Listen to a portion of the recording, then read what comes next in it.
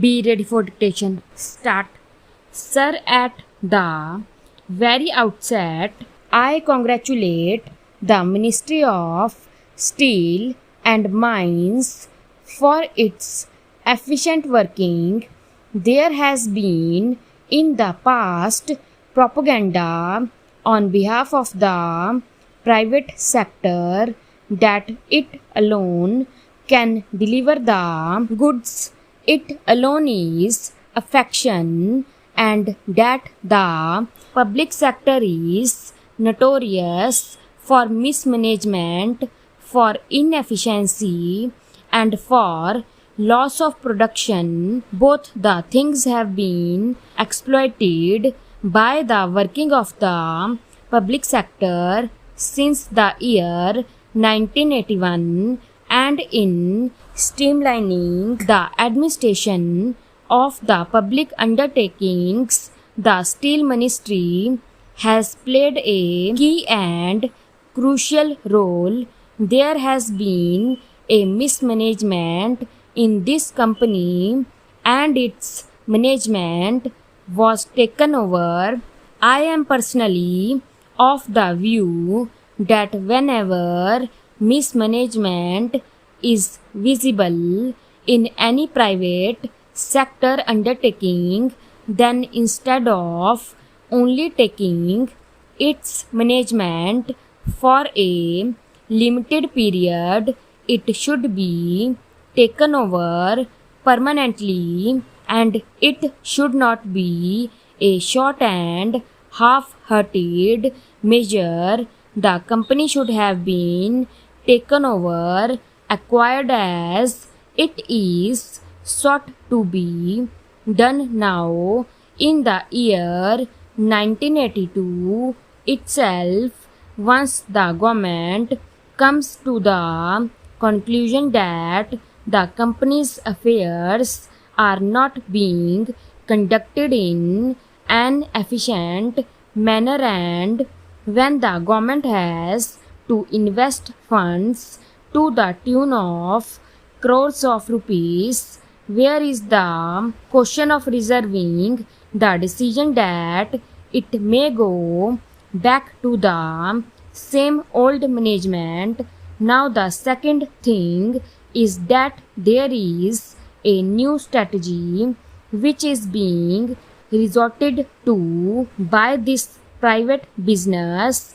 They somehow or other welcome the takeover of their undertaking, and they start the process of mismanagement deliberately so that the government may be compelled to take it over. They do not invest any money in the renovation of the machinery, which ultimately becomes nothing but a junk, and they would have derived the maximum benefit out of their investment long time ago, and at the time when it is being taken over, nothing worthwhile is left in the undertaking. So it should be taken over at the earliest stage. We are now talking of commitment to the philosophy of the Constitution. The philosophy of the Constitution means that we are committed to the establishment of an egalitarian society where there would be not only political and legal justice, but there would be economic justice. If we want socialism, it should come in a proper and effective way. Those who have no commitment to the concept of public undertakings, socialism, and working for the underdog should have no place in top management of any undertaking.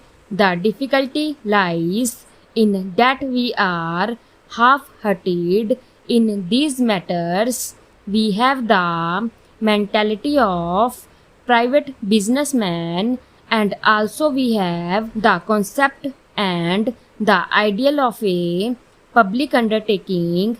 The increasing participation of workers is the only safeguard for the success of any public undertaking in this country.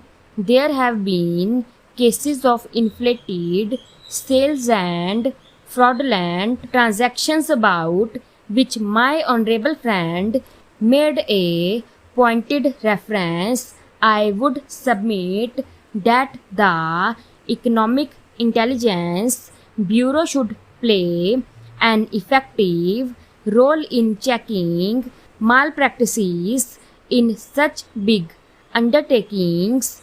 Unless this is done, public undertakings would come in a big way for sharp and hostile criticism from all those who are opposed to the ideology of socialism.